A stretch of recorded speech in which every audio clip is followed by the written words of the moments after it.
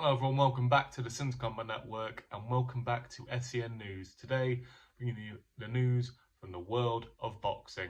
Got a few things to talk about. Eubank Jr, Fury and Joshua, Naoya, Inoue. We've got plenty of topics to talk about. But let's get started with Firat Arslan, the 53-year-old cruiserweight who has been fighting since 1997, being in line for a world title shot. Now, we all know Bernard Hopkins, we all know George Foreman winning world titles way past their time. And, you know, it is really interesting to see. And all I have to say on Firat Arslan is fair play to you. He keeps grinding, he fights regular. And, you know, the last world title shot he got was against Kevin Lerena, who had a good performance against Daniel Dubois. And that was for the IBO Cruiserweight title. But now he looks in line for a WBA Cruiserweight title shot, which is just completely mental to do it at the age of 43, let alone 53. You know, 53 to get a world title shot. It is mental. So I've got nothing but admiration to Firat Arslan. I just hope that, you know, he is staying safe and, you know, he doesn't get hurt because, you know, it's not a young man's game.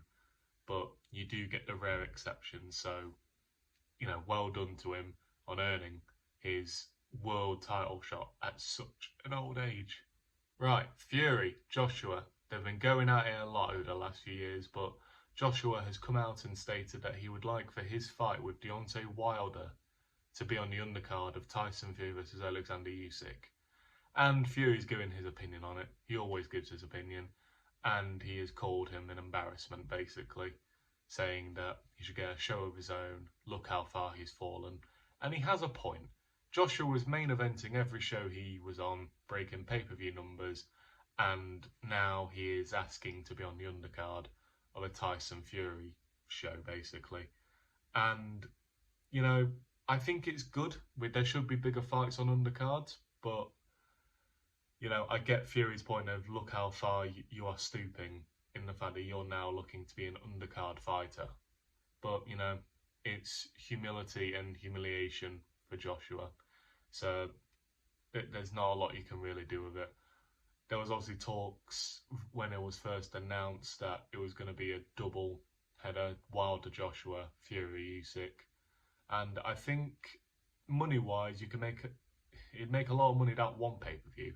But if they can do Fury Usyk in December and then Joshua Wilder in January, then Saudi season is going to be an expensive one, and that will bring eyeballs to it. But, you know, do I think Joshua Wilder happens on the undercard of Fury and Usyk? I don't. I think this fight at the earliest will happen in like March or April time next year, if it does get made. I don't fully trust that it's going to get made. Although Wilder has just released his call-out video of Anthony Joshua. And, you know, he did the same with Ruiz Jr. And that fight hasn't happened. So these call-out videos, these statements, they mean nothing until they actually step into the ring. And, you know, I just want these big fights to be made. Next, we're talking about Eubank Jr. and he has made a very interesting and, in my opinion, dumb decision. He has turned down either a direct shot at the WBO middleweight title or at least a final eliminator for the WBO middleweight title, and he's going straight for the Conor benn fight because, you know, money. It's the only reason he's taking that fight is because of money. And, you know, it's a real shame. How are you going to turn down a world title shot for Conor benn? Conor benn, who is, you know, a drug cheat and, you know, an actual fraud. But that's all boxing is now. It's just money. That's all it is. Look at these Saudi shows I'll just talk about with Fury and Usyk, you know, Joshua Wilder.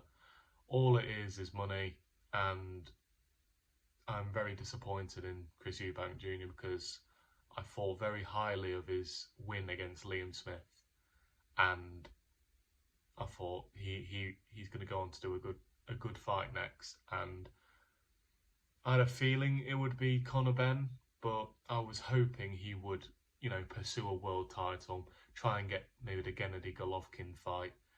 But,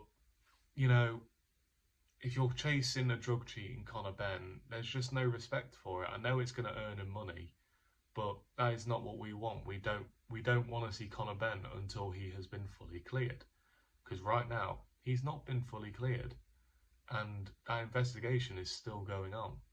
So for the time being, Eubank Jr has made a joke out of himself, in my opinion, and turning down a world title shot. Utterly ridiculous. And finally, we're talking about Naoya Inoue, who I believe is one of the most dangerous boxers on the planet, will be fighting Marlon Tapales for the undisputed super bantamweight titles of the world. And can he become undisputed in 2 weight classes? We recently saw Canelo versus Jermell Charlo, undisputed versus undisputed. Can Naoya Inoue now become undisputed at 2 weight classes and share that distinction with Terence Crawford? In my opinion, I think he's going to steamroll Marlon Tapales, but I think the more interesting fights for Naoya Inoue is when he finally moves up to the higher weights.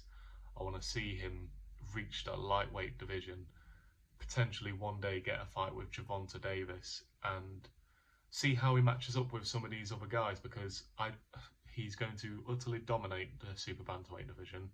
He'll dominate the featherweight division. I can see him moving all the way up to lightweight, and that's where his challenges are. So don't be surprised if we see Naoya Inoue become undisputed in 3 or potentially 4 weight classes. The guy has talent. You just have to watch his fights.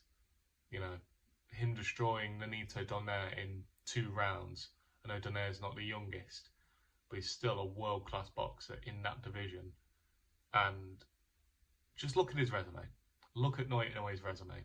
It speaks for itself. Another undisputed fight. This is okay times for boxing. It's really good. We got Fury Usyk being made. Naoya Inoue for the undisputed. Terence Crawford is undisputed. Jermell Charlo was undisputed until Tim Tszyu got handed a belt. Canelo, all the belts. This is what we want. We want people actually fighting for everything and putting it all on the line. And I'm very happy with this fight being made. Obviously, Marlon Tapales, I'm very happy for him because he got in my opinion, an upset win in his last fight to win the belts, to earn this shot. So I'm glad he's getting some money. And yeah, I'm just happy for him. And that's it for SCN News. Thank you all very much for watching. Sorry I've not been active, I've just been waiting for the news to roll in. And I've got a few stories today, so I'm bringing them all to you now. If you could like, subscribe, share, and don't forget to hit that notification bell to make sure you never miss a video. And I'll see you all in a bit.